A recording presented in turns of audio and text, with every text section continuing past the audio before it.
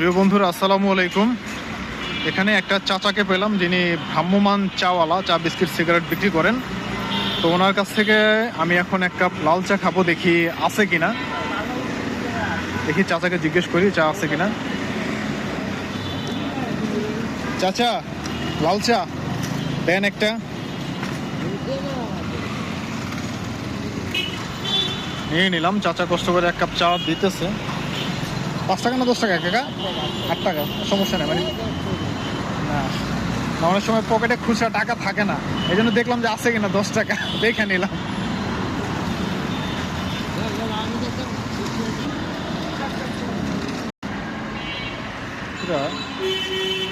কাকা চলে যাচ্ছে, তো তাকে আর আটকাইলাম না।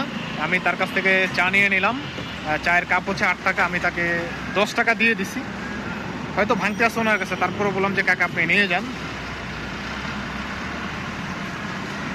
বাহ, মাশাআল্লাহ, ভালোই চা।